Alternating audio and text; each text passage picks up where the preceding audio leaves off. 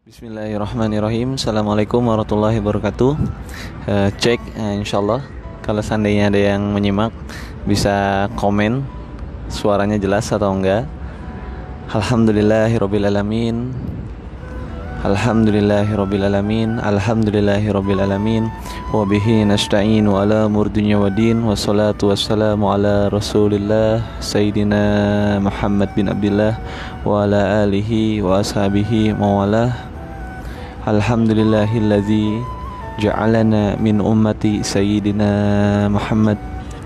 Alhamdulillahilladzi khasana bi Sayyidina Muhammad. Nahmaduka ya hamdan katsiran thayyiba. Assalamu alayka ya Rasulullah. Assalamu alayka ya Nabi Allah. Assalamu alayka ya Habibullah. Assalamualaikum ya ashab Rasulillah. Assalamualaikum ya ahla baiti Rasulillah. Amma ba'd. Alhamdulillah, kawan-kawan semua di sini dari Madinah.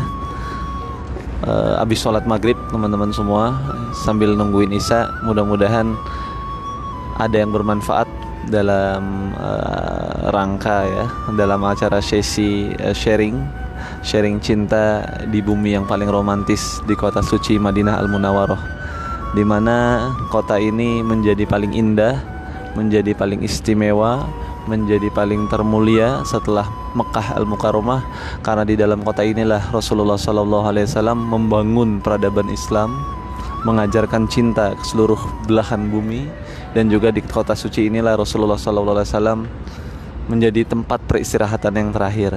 Jadi mudah-mudahan di antara baina maghrib wa isya, antara maghrib dan isya, termasuk dari salah satu yang dianjurkan kita untuk senantiasa berzikir kepada Allah, diam di rumah Allah, dan mudah-mudahan cara kita mengingat Allah saat ini adalah yang paling spesial, yaitu mengingat Allah dengan Nabi Muhammad SAW. Saya mohon maaf, mungkin kalau di Indonesia sekarang jam berapa nih? Mungkin tadi ada yang ngomong di Kalimantan udah jam 11 malam ya. Masya Allah, tapi nggak ada apa-apa. Insya Allah mudah-mudahan yang bisa menyimak bisa mengambil manfaat, dan khususnya rezeki pribadi ini bisa menjadi pengingat dan menjadi cara untuk senantiasa bersyukur dan menjadi sebab wasilah rezeki bisa kembali lagi ke sini. Dan insya Allah siapapun yang menyimak dari Indonesia maupun dari manapun, menjadi sebab nanti Allah panggil bisa menuju Baitullah, menjadi tamunya Allah, dan bisa bertetangga dengan Rasulullah SAW. Teman-teman semua, insya Allah ini malam Sabtu malam Ahad pas banget, dan besok adalah malam terakhir kami di kota suci Madinah, yang setelah Isya kita langsung harus menuju kota Jeddah. Jadi ada beberapa hal yang mungkin sebenarnya banyak sekali hikmahnya kalau seandainya perjalanan cinta seorang hamba ini, umroh hikmah PPA ini, kita jelentrehkan dari A to Z, dari awal kita berangkat sampai dengan saat ini. Itu banyak sekali memang hal-hal yang membuat kita sadar bahwasannya kita ini bukan apa-apa kalau Allah yang menjadikan apa-apa. Kita ini tidak berdaya kalau bukan karena Allah yang Maha Kuasa. Berkat pertolongan Allah, teman-teman semua, di sini kita sangat sekali merasakan cinta dari Allah, pandangan rahmat dari Allah, kekhusyuan yang Allah berikan. Memang berbeda dibanding kita ibadah di tempat-tempat kita, di rumah-rumah kita. Karena memang kota suci Mekah maupun kota suci Madinah adalah kota di mana setiap hamba Allah dari belahan bumi manapun, mereka datang jauh-jauh ke sini untuk beribadah kepada Allah. Karena niatnya sudah untuk beribadah, pengorbanan waktunya sudah diberikan, hartanya sudah dikeluarkan, dan tenaganya tidak bosan dia gerakan. Alhasil Allah memberikan balasan, teman-teman semua, memberikan balasan berupa ketenangan, kebahagiaan yang mungkin ini tidak dapat di tempat-tempat lainnya. Masya Allah. Dari Mekah di rooftop kita mendengar kajian guru kita semua, Mas Sony, dan tadi hari ini ada kajian di Kebun Kurma, PPA for Business, Masya Allah ya, terkait bisnis, bagaimana Nabi Muhammad SAW mendirikan asas tiang api bisnis di kota suci Madinah, yang akhirnya terkenal dengan sebutan nama wakaf segala macam ya.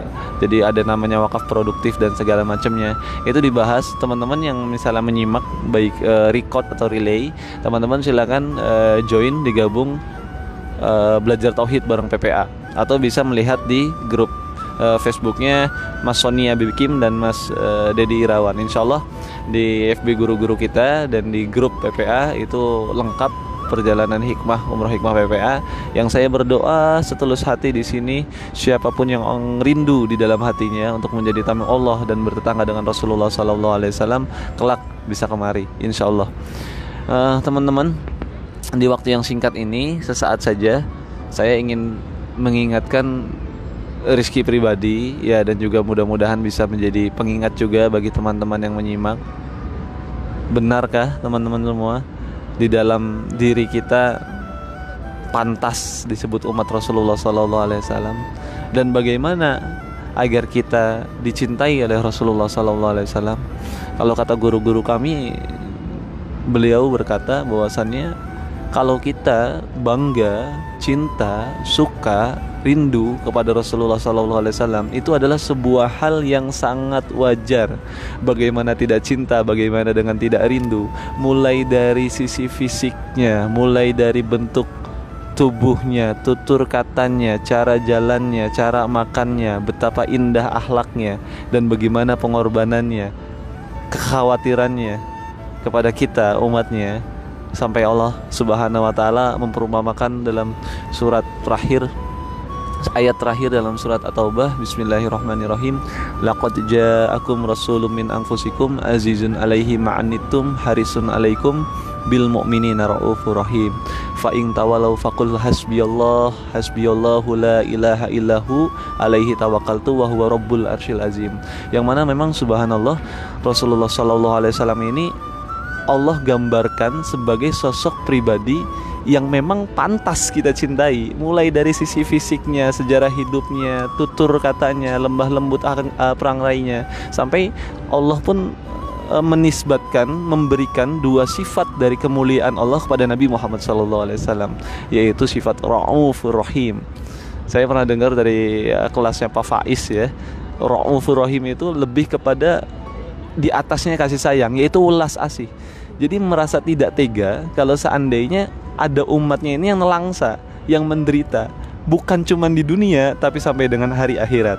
Ini yang membuat aneh kalau seandainya sebagai seorang hamba yang mengaku hambanya Allah dan menjadikan Rasulullah sebagai tauladan di kehidupannya, ternyata tidak mengidolakan Rasulullah SAW, maka ini adalah hal yang aneh. Dan Al-Habib Munzir bin Fuad Al-Musawa, pendiri Majelis Rasulullah Sultanul Qulub, beliau berkata bahwasannya barang siapa yang ingin berjumpa dengan Rasulullah SAW di mimpinya, maka cara salah satu berikhtiarnya adalah dengan cara membaca salah satu kitab dari karangan Imam Tirmizi, yaitu kitab yang mengenal terkait pribadi Rasulullah SAW.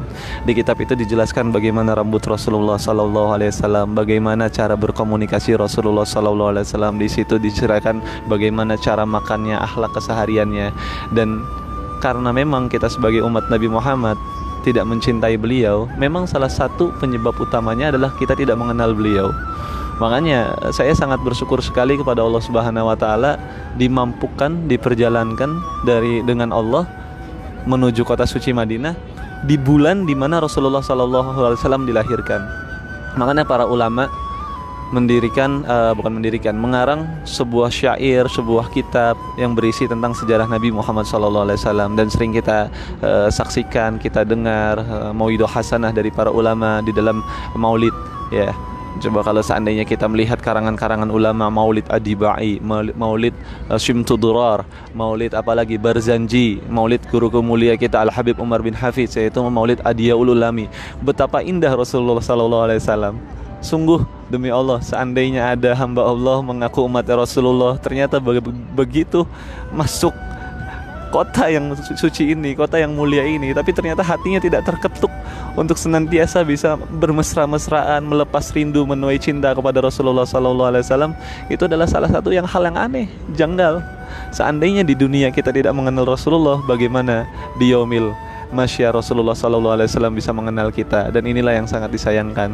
Bahkan dikatakan ketika itu Rasulullah Sallallahu Alaihi Wasallam di saat dibangkitkan di padang mahsyar pertama kali, dilanjutkan oleh para sahabat-sahabat, dilanjutkan oleh Sayyidina Abu Bakar As-Siddiq, dilanjutkan oleh Sayyidina Umar bin Khattab, dan seluruh sahabat dan para tabi'in, para tabi'ut tabi'in yang dimakamkan di Baqi. Setelah mereka semua berkumpul menjadi golongan yang berada di bawah panji Rasulullah Sallallahu Alaihi Wasallam, Rasulullah Sallallahu Alaihi Wasallam itu berjalan di miliaran manusia yang berada di yaumil mahsyar, berjalan di atas kepala-kepala manusia di padang mahsyar yang panasnya Masya Allah. Dan perjalanan di mahsyar dari mulai dibangkitkan sampai dengan ketemu jembatan Shiratal Mustaqim itu dikatakan oleh para ulama perjalanan yang menempuh waktu puluhan ribu tahun. Coba bisa dibayangkan sahabat, puluhan ribu tahun kita harus berjalan, dibangkitkan dengan cara yang sesuai amalnya. Ada yang dibangkitkan dengan terseok-seok kakinya, ada yang dibangkitkan dengan tubuh yang miring karena tidak adil antara misalnya mereka yang berpoligami antara istri satu dan istri dua, ada yang dibangkitkan kepalanya menjadi hewan, ada yang dibangkitkan dengan peluh keringatnya sampai dengan mereka berenang di keringatnya sendiri. Dan perjalanan ini di bawah matahari yang sejengkal di atas kepala ini, sejengkal, mereka harus lalui selama puluhan ribu tahun. Mereka harus lalui selama puluhan ribu tahun, bisa dibayangkan. Tapi apa kata dalam riwayat yang para ulama ceritakan, bahwasannya barang siapa yang di yaumil mahsyar bisa berjalan di belakangnya Nabi Muhammad, di bawah panjinya Nabi Muhammad Sallallahu Alaihi Wasallam, maka perjalanan puluhan ribu tahun itu bagaikan perjalanan baina zuhri wa asri, seperti orang yang berjalan dari zuhur sampai dengan asar. Kalau seandainya kita ingat waktu 3 jam ini teman-teman semua, itu persis seperti kita mau melaksanakan ibadah umroh. Di saat umroh ini tawaf dan sa'inya tidak sepi dan tidak padat, itu 3 jam. Bayangin, siapa yang mau berjalan di mahsyar dengan cepat, yang orang lain, hamba-hamba Allah yang lain berjalan puluhan ribu tahun, tapi yang bisa berjalan dengan Nabi Muhammad SAW melewati padang mahsyar yang sebegitu panjangnya, sebegitu luasnya, dan ditempati oleh miliaran manusia, itu hanya seperti berjalan dari zuhur menuju asar, 3 jam teman-teman semua. Jadi teman-teman, Masya Allah, yang diberikan kesempatan oleh Allah Subhanahu Wa Taala untuk pernah mengunjungi Baitullah, kita tawaf 7 kali, kita sa'i 7 kali juga bolak-balik dari Sofa Marwah, Sofa Marwah, Sofa Marwah, Sofa Marwah, seperti itu teman-teman semua. Itu seperti seolah-olah nanti padang mahsyar seperti itu teman-teman semua. Tapi apa diceritakan dalam riwayat, ketika Rasulullah SAW berjalan dengan rombongannya di atas manusia, semua manusia yang ada di bawahnya Rasulullah SAW, mereka semua berteriak, "Ya Rasulullah, tunggu kami ya Rasulullah, tunggu kami ya Rasulullah." Tapi Rasulullah lewat aja, tidak noleh sedikit pun. Dan ketika itu teman-teman semua, Rasulullah SAW berhenti dikala ada salah seorang manusia dan beberapa orang manusia lainnya berkata, "Ya Rasulullah, tolong tunggu kami adalah umatmu." Mendengar kata umat di telinga Rasulullah itu sangat sensitif, karena rasa penuh kasih sayang Rasulullah SAW kepada umatnya. Rasulullah pun berhenti, para sahabat ikut berhenti. Beliau membalikkan badan dan berkata, "Wahai sekalian manusia, siapa di antara kalian yang berkata dan mengaku bahwasanya kalian adalah umatku?" Dan semua manusia di saat tahu itu ada kesempatan bahwasanya bisa mengikut Rasulullah SAW, mereka semua angkat tangan dan berkata, "Ya Rasulullah, saya adalah umatmu yang di dunia pernah melakukan itu." Ada yang pernah berhujah lagi, "Ya Rasulullah, saya di dunia pernah melakukan amal kebaikan itu. Ya Rasulullah, saya ini umatmu karena melakukan itu." Ribuan manusia berhujah di hadapan Rasulullah SAW. Tapi teman-teman, tahukah pada saat itu Rasulullah SAW menggelengkan kepalanya dan berkata, "Tidak, kalian bukan umatku, sebab kalian di dunia tidak pernah mengenalku, maka saat ini di mahsyar ini aku tidak mengenal kalian." Maka naaslah mereka yang saat itu ditinggal oleh Rasulullah SAW. Dan ketika itu umat yang ditinggal Rasulullah SAW, manusia yang ditinggal oleh Rasulullah SAW, memakan tangannya sendiri sampai dengan putus. Allah tumbuhkan lagi, dimakan lagi sampai dengan putus, tumbuh lagi, dimakan lagi sampai dengan putus, sampai mereka masuk kepada neraka. Nauzubillah min dzalik.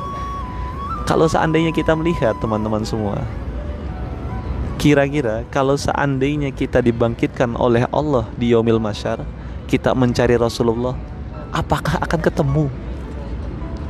Dan jika pun ketemu, berapa waktu yang harus kita pakai di saat kita mencari Rasulullah?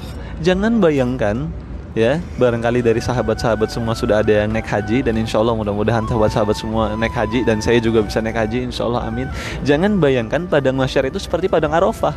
Padang Arafah saja di mana orang wukuf di saat ibadah haji, teman-teman semua, luasnya minta ampun, luas minta ampun. Sampai seandainya kalau kita mau nyari keluarga yang kesasar, niscaya nggak ketemu, susah seperti itu.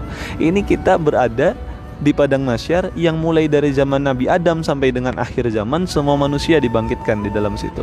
Bagaimana Anda mencari Rasulullah dan berapa lama Anda mencari Rasulullah? Oleh karenanya, di dalam sharing malam hari ini, kita sudah harus naik makom, kita sudah harus naik level. Bukan lagi bagaimana caranya kita mencintai Rasulullah, tapi bagaimana Rasulullah mencintai kita. Karena siapapun yang dicintai oleh Rasulullah SAW, maka kita tidak usah mencarinya di mahsyar. Rasulullah SAW akan mencari sendiri umat-umat yang mencintai beliau. Shallu ala Nabi Muhammad. Masya Allah. Dan bagaimana mas agar cara kita bisa dicintai oleh Rasulullah SAW?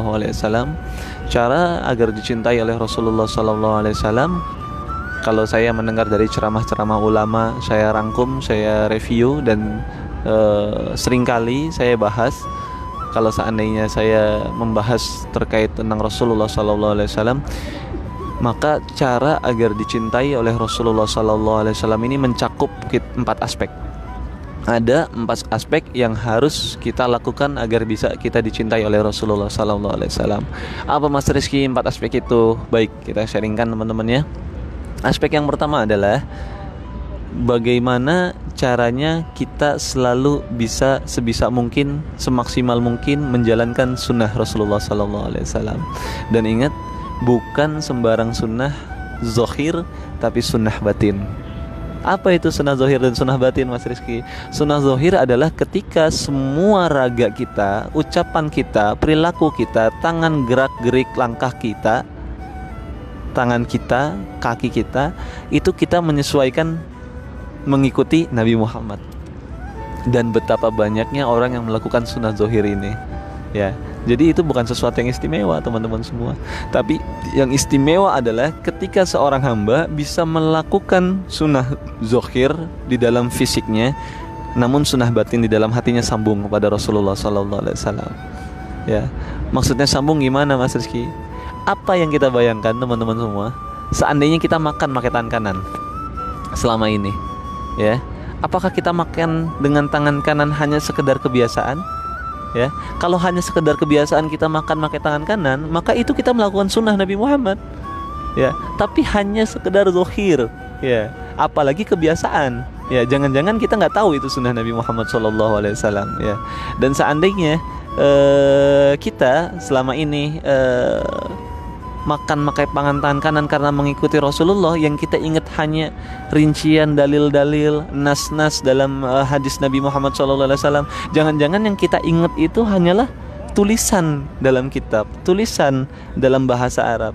Kita belum sambung sama Rasulullah sahabat. Tapi barang siapa yang mau sambung sama Rasulullah SAW, ketika melakukan sunnah Nabi Muhammad, maka hatinya langsung terkoneksi dengan Nabi Muhammad. Shallu ala Nabi Muhammad. Jadi begitu kita makan pakai tangan kanan, di dalam hati ingat, ya Allah, dulu Rasulullah ini makan pakai tangan kanan seperti ini, ya Allah, makanya 3 jari, ya Allah. Saya coba mengamalkan sunnah Nabi Muhammad, ya Allah, mudah-mudahan hati ini sambung sama Nabi Muhammad. Masuk ke hammam, kamar mandi, pakai kaki apa? Kalau kita pakai kaki ke kanan, keluar lagi latihan, ya Allah, astagfirullah. Dalam hati aja, saya tahu ya Allah, sunnah masuk kamar mandi pakai kaki kiri, keluar lagi, dibiasakan. Masuk kamar mandi, pakai kaki kiri. Dalam hati diniatkan, ya Allah, saya mau melakukan ini karena saya tahu ini sunnah Nabi Muhammad. Dan itulah sunnah batin, teman-teman semua. Dan sunnah-sunnah ini lakukan mulai dari yang paling kecil sampai dengan akhirnya kita melakukan sunnah yang terlihat berat, itu kita terasa ringan, ya. Karena salah satu cara kita bisa memupuk cinta kepada Nabi Muhammad SAW adalah dengan membiasakan diri melakukan apa yang Rasulullah lakukan. Jadi kalau kita sering melakukan sunnah yang kecil diiringi dengan sunnah batin, maka itu akan tumbuh rasa cinta. Dan di saat rasa cinta ini tumbuh, maka di saat itu pula kita tidak ada lagi yang namanya berat di saat mengikuti Nabi Muhammad SAW. Apa aja sih mas sunnah-sunnah Nabi Muhammad itu? Banyak sekali teman-teman semua. Yang intinya sunnah Nabi Muhammad ini harus dipraktekkan di segala macam aspek. Akhlak paling utama, ya.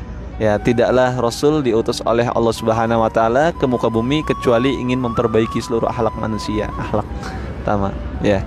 Jaga adab sama orang tua, menghargai yang paling kecil, mendengar orang lain yang menasihati, mendoakan pada mereka yang menyakiti. Itu akhlak lembut. Kalau kemarin pembahasan kajian sore kemarin apa 2 hari yang lalu di Masjid Nabawi, Mas Soni Abikim itu, beliau itu mengatakan, guru saya itu, bahwasannya salah satu 4 sifat utama yang Allah mengharamkan api neraka kepada hamba tersebut, empat sifat tersebut adalah 4 sifat utama yang dipiliki oleh Rasulullah SAW. Dulu kan kita sering mendengar bahwasannya 4 sifat ini adalah apa nih?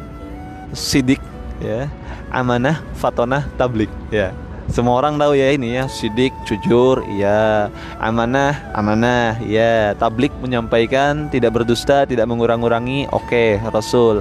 Fatonah, cerdas, jelas. Iya betul, itu sifat Rasul Sallallahu Alaihi Wasallam. Tapi kalau seandainya kita mendalami lagi 4 sifat utama, ternyata 4 sifat utama ini yang Allah sampaikan dalam hadis Nabi Muhammad Sallallahu Alaihi Wasallam, yang empat hamba tersebut yang memiliki sifat ini tidak akan terkena sepercik pun api neraka. Allah haramkan api neraka di dalam fisiknya, di dalam tubuhnya, di dalam jiwanya kepada hamba tersebut. Apa sifat ini? Yang pertama adalah hayyin, ya, humble, tawadu, ya. Terus lain, lemah lembut, qarib, mudah akrab, dekat, dan yang terakhir adalah sahl, mudah atau sahlin, memudahkan urusan orang, tidak pernah mempersulit, ya. Nah, ini 4 sifat Nabi Muhammad, dan ini akhlak Nabi Muhammad yang harus kita tiru dan termasuk dari salah satu sunnah Nabi Muhammad SAW. Jadi sunnah Nabi Muhammad itu jangan dikira teman-teman semua hanya sebatas puasa sunnah Senin Kamis, sedekah di saat kita hari Jumat. Bukan. Mulai dari perilaku kita pun ini adalah sunnah Nabi Muhammad SAW yang mudah-mudahan kita bisa mempraktekannya. Itu terkait akhlak. Yang kedua, terkait muamalah, ya. Cara kita berjual beli seperti apa. Kalau kita jadi pedagang gimana akadnya, jual beli online nih seperti apa nih, ya. Karena banyak ini secara syariat itu jual beli online itu ada fikihnya. Yang ini fikih ini termasuk kalau seandainya kita tidak menerapi dan melanggar, bisa-bisa kita tidak meneladani Nabi Muhammad SAW, ya. Dan terus apalagi ibaratnya muamalah banyak sekali, cara bersosial seperti apa, melihat ada orang yang sakit seperti apa, gimana segala macam. Dan ini adalah kita mengikuti sunnah Nabi Muhammad SAW. Tidak perlu yang berat-berat, tidak perlu yang besar-besar, tapi lakukan dan tirulah sunnah Nabi mulai dari yang termudah, mulai dari diri sendiri, dan mulai dari saat ini. Jangan tunjuk orang lain, jangan dahulukan orang lain, tapi terkait ini kita harus fastabiqul khairat, berebut menjadi hamba yang dicintai Nabi Muhammad SAW, berebut menjadi umat yang dibanggakan oleh Nabi Muhammad SAW. Itu teman-teman semua. Yang pertama berarti apa? Menjalankan sunnah Nabi Muhammad SAW. Yang kedua apa? Yang kedua teman-teman semua adalah tidaklah seorang hamba, seorang umat yang mencintai Nabi Muhammad kecuali lisannya senantiasa bersolawat kepada Nabi Muhammad SAW. Cinta itu apa sih teman-teman semua? Cinta itu adalah ketika kita mencintai seseorang, kita selalu menyebut seorang itu. Kalau kita cinta sama Nabi Muhammad, selalu berbicara tentang Nabi Muhammad. Kita mencintai Nabi Muhammad, kita selalu bersolawat kepada Nabi Muhammad. Kita cinta kepada Nabi Muhammad, selalu mendoakan sama Nabi Muhammad. Dan kata para ulama di akhir zaman ini, salah satu habaib, kami lupa namanya, beliau berkata seperti ini: ibadah yang paling afdol di akhir zaman ini adalah solawat, ya.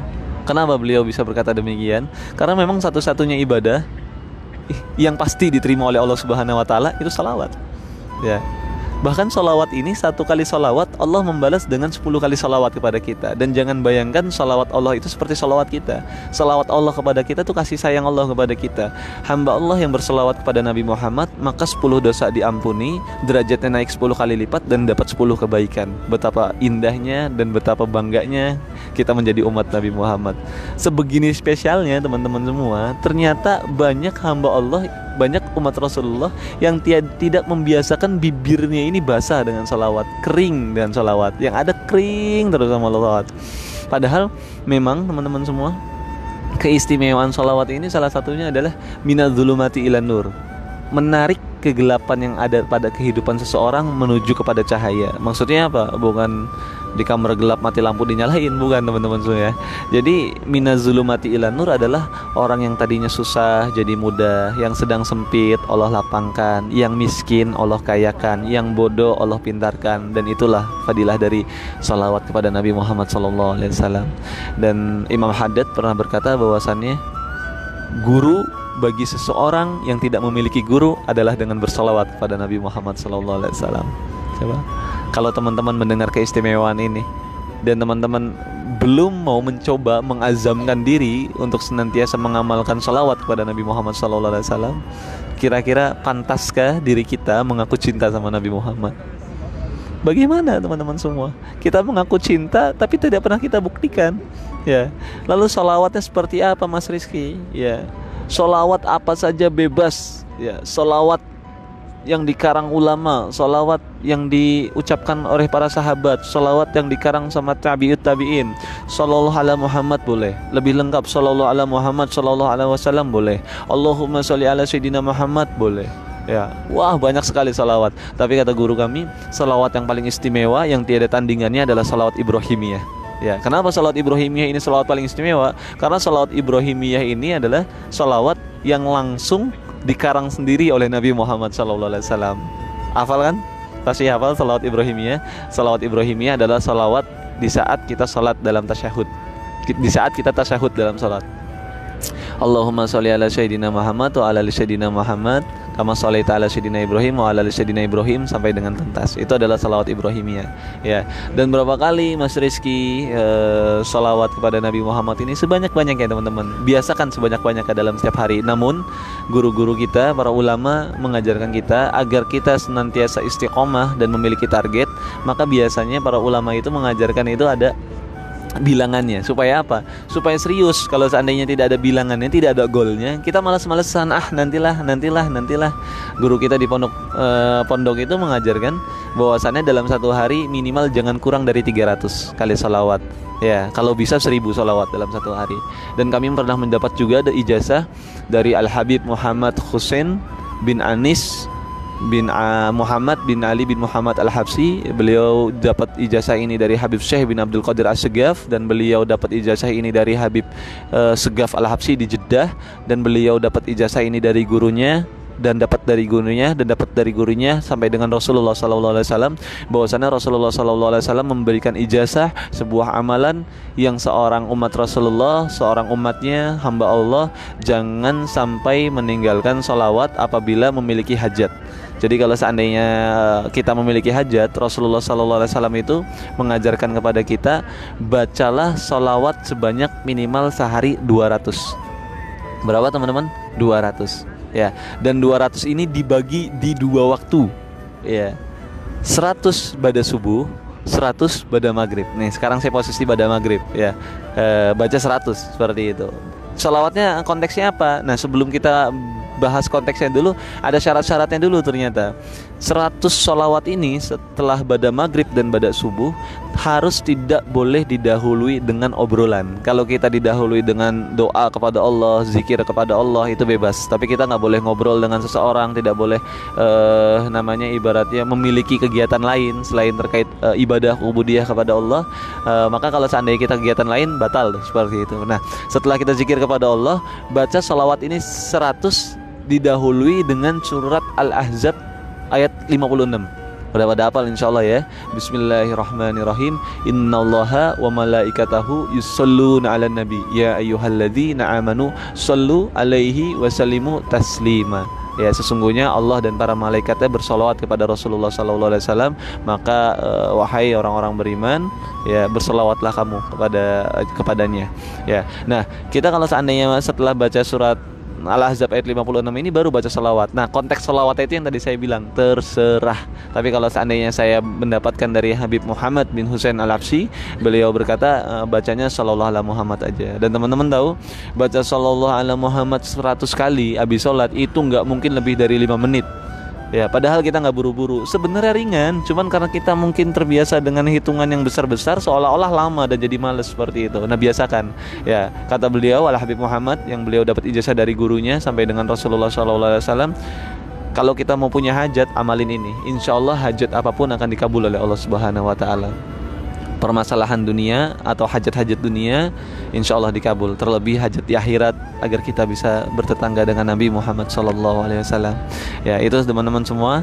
Yang kedua ya, agar kita dicintai oleh Rasulullah SAW, yaitu dengan senantiasa bersalawat kepada Nabi Muhammad SAW. Yang ketiga, apa yang ketiga? Yaitu jadilah juru dakwahnya Rasulullah SAW. Ingat, saya ulangi lagi, yang pertama jalankan sunnah Nabi, yang kedua senantiasa bersalawat, yang ketiga jadilah juru dakwahnya Rasulullah SAW. Jadilah juru dakwah dengan apapun yang Allah karuniakan, baik berupa kesehatan, berupa harta, berupa kecerdasan, dan berupa doa, yang kita semua bisa luangkan waktu kita untuk melakukan ini semua, teman-teman semua. Jangan sampai merasa bahwasannya dakwah ini tugasnya kiai. Jangan sampai merasa dakwah ini tugasnya ulama. Jangan sampai merasa dakwah ini tugasnya para asatid-asatid. Bukan, teman-teman semua. Beliau-beliau insya Allah memang tugas utamanya adalah berdakwah, karena dengan keilmuan. Tapi bukan berarti kita sebagai umatnya Rasulullah yang mungkin masih minim ilmu agamanya tidak bisa berdakwah. Tidak. Karena dakwah itu tidak harus di mimbar. Seperti ini ya, saya streaming di Facebook bukan di mimbar, dakwah. Tapi kan Mas Rizky kayak ceramah, Mas saya nggak bisa ceramah. Oh ya, nggak juga ya. Dakwah dengan mengajak orang sedekah, dakwah dengan senantiasa mengingatkan kepada kebaikan, dakwah dengan senantiasa mengajak sholat berjamaah, dakwah di saat saya menjadi karyawan di pabrik, bagaimana seseorang ini yang sudah diakad di kantor jangan menyalahi peraturan dalam pekerjaan, dakwah di saat kita melihat ada yang salah kita tegur dengan perbuatan yang paling indah. Ya, ini adalah dakwah Nabi Muhammad SAW. Ya, dan siapapun bisa berdakwah untuk bisa menjadi penerusnya Nabi Muhammad SAW. Ya, jadi dakwahlah dengan apa yang Allah karuniakan. Jangan tunggu kaya, jangan tunggu pintar. Kalau kita nunggu kaya, kita belum tentu kaya. Kalau kita nunggu pintar, kita pun malas belajar. Lalu seperti itu kapan kita berdakwah? Maka dakwahlah mulai saat ini, mulai detik ini, dan teruslah sambil belajar. Akhirnya sampai kita tidak tersadar, insya Allah biiznillah, dengan izin Allah, kita bisa bermanfaat kepada umat Rasulullah SAW, insya Allah.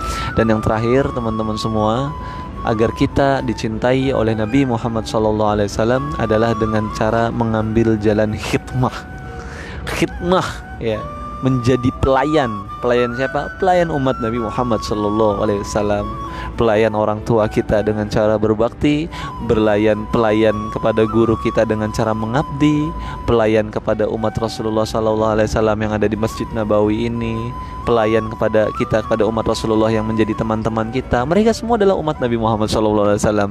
Jangan ragu, jangan sungkan, jangan males untuk bisa menolong seseorang.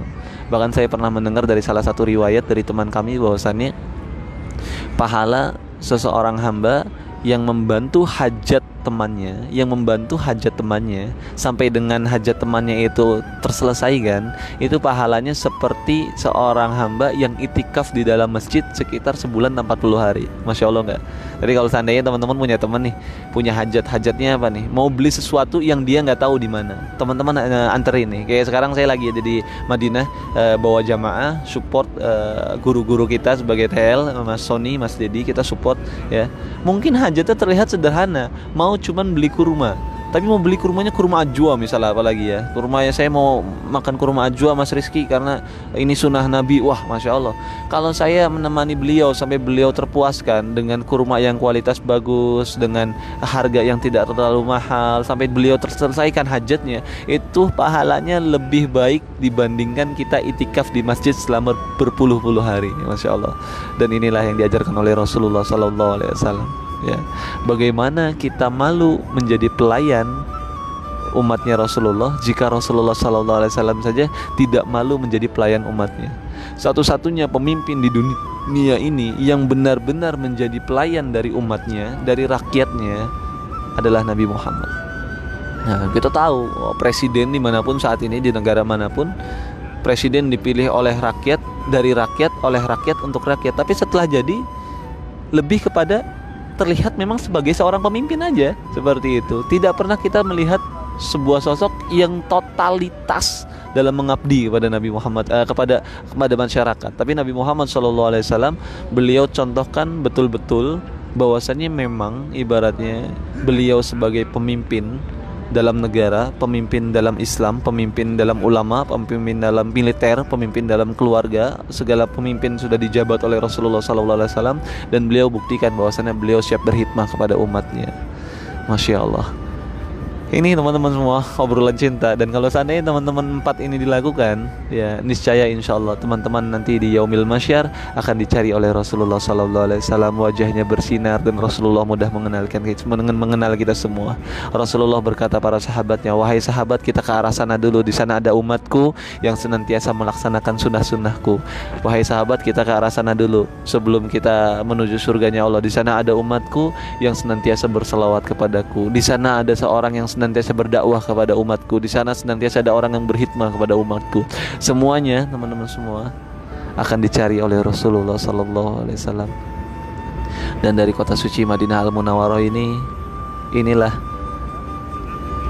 cinta dan rindu hamba-hamba Allah dan umat-umat Rasulullah yang bisa memanennya, yang telah selama ini menabung cinta,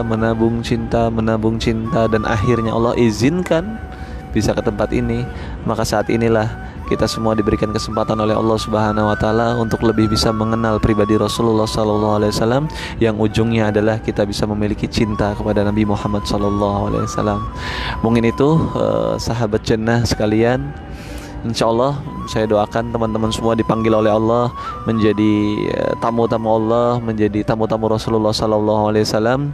Ikuti terus program Umroh Hikmah PPA. Insya Allah Desember ada keberangkatan, dan saya rekomendasikan banget, sekaligus saya berdoa di sini dan mudah-mudahan didoakan oleh teman-teman yang melihat ini.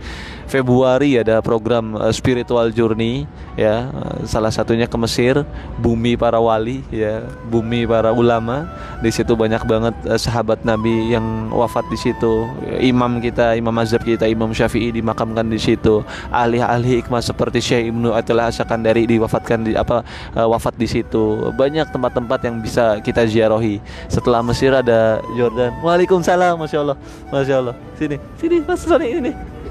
Ini guru saya. Ya, setelah Mesir nanti ada Jordan, insya Allah ya, sama guru kita Mas Sony. Di situ banyak banget pelajaran-pelajaran.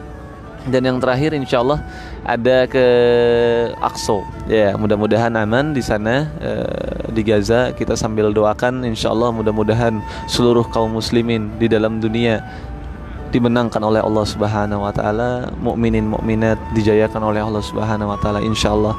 Dan mudah-mudahan teman-teman semua bisa bergabung dalam program spiritual journey, dan mohon doa juga di bumi kota suci Madinah Al-Munawwarah ini. Mohon doakan seluruh program-program PPA.